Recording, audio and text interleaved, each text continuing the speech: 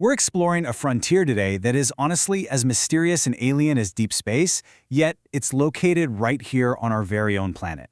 I'm talking about the deep ocean floor. But in this explainer, we aren't just looking at some cool marine biology. Instead, we're looking at the deep sea as the absolute next major battleground for global resources and technological supremacy.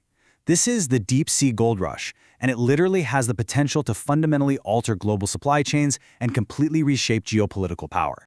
So here's our dive plan for today. 1. The critical mineral squeeze. 2. Treasures of the abyss. 3. Mining the deep ocean. 4. The new resource race. And 5. Governing the final frontier. All right, let's jump right into part 1, the critical mineral squeeze.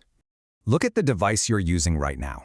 That device, along with the entire green energy transition, we're talking electric vehicles, wind turbines, the whole shebang, relies completely on a very specific suite of critical minerals. Things like cobalt, nickel, copper, and rare earth elements.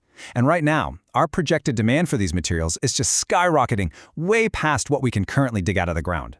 When you factor in high-performance aerospace superalloys and massive batteries, we need an exponential increase in these raw materials, which is pushing our current terrestrial supply capacities to their absolute limits. So what does this all mean? Well, we're facing a massive imbalance. On one side, you've got this surging, exponential demand. On the other, a highly vulnerable terrestrial supply. See, many of the world's most important land-based mineral deposits are geographically super concentrated. Take terrestrial cobalt production in the Democratic Republic of Congo, for example. Because of that concentration, we face severe price volatility and supply chain risks tied to political instability. This massive bottleneck between skyrocketing demand and fragile land-based supplies creates the ultimate economic incentive for us to start looking elsewhere. Which brings us to part 2, treasures of the abyss. Picture this. You're descending thousands of meters into a pitch-black, freezing, totally alien environment.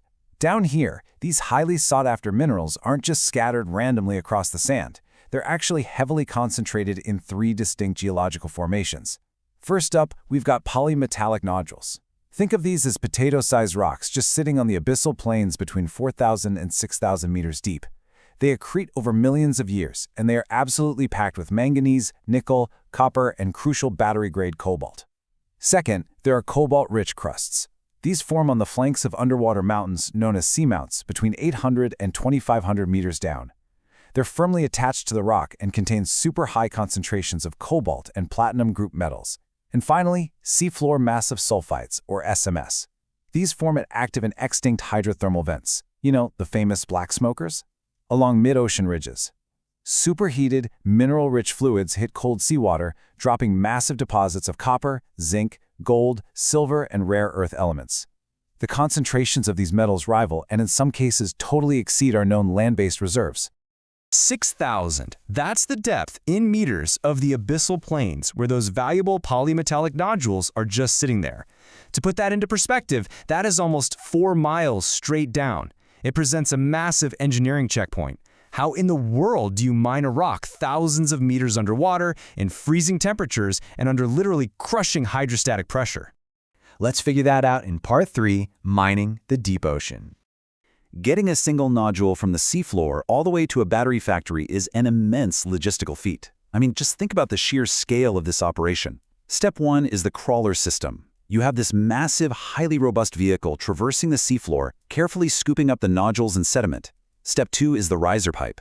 The collected material is turned into a slurry and pumped through a flexible, heavily engineered pipe several kilometers straight upward. Pushing thousands of tons of heavy material miles up against gravity is just staggering.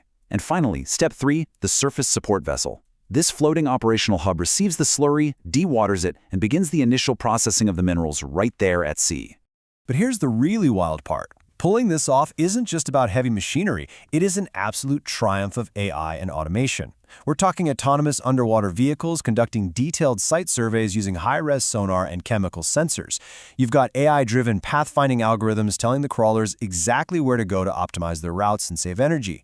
Real-time diagnostic AI is constantly monitoring those kilometers-long riser pipes to actually predict failures before they even happen, while sensor fusion allows the robots to identify and classify the exact mineral grades in real time. Software and advanced programming are really the absolute core of this whole operation.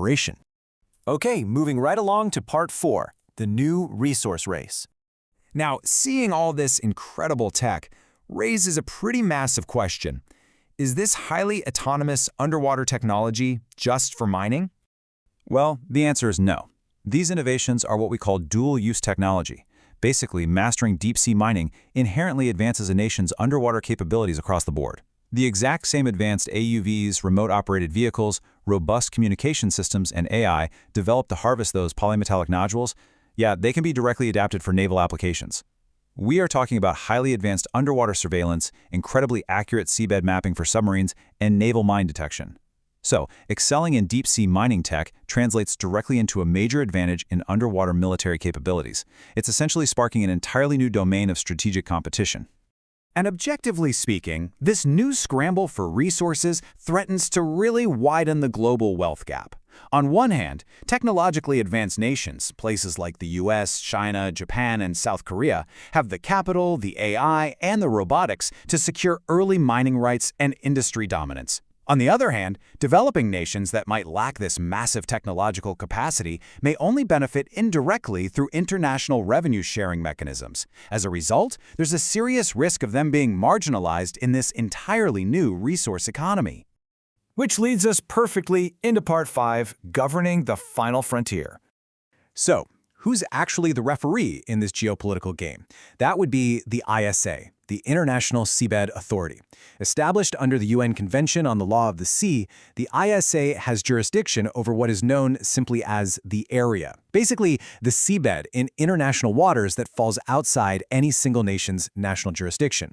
The ISA's official mandate is to regulate mineral activities in this vast, totally wild space strictly for the benefit of mankind as a whole.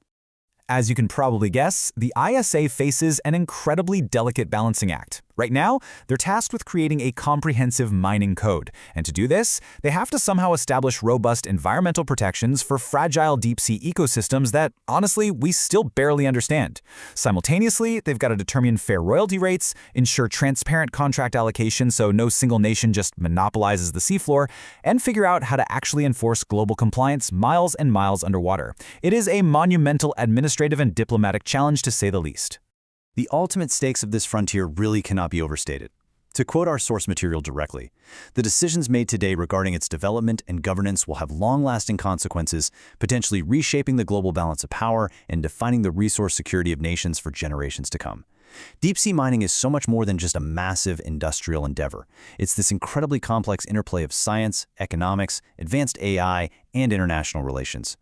So I'll leave you with this. As humanity ventures down into the crushing depths of the abyssal plains to fuel our green energy future and all our high-tech ambitions, which path are we going to take? Will we manage to establish a framework to share the wealth of the abyss equitably, or is this alien world destined to become the flashpoint for the next great global conflict? The race to the bottom of the ocean has officially begun. Thanks for joining me for this explainer, and keep questioning the world around you.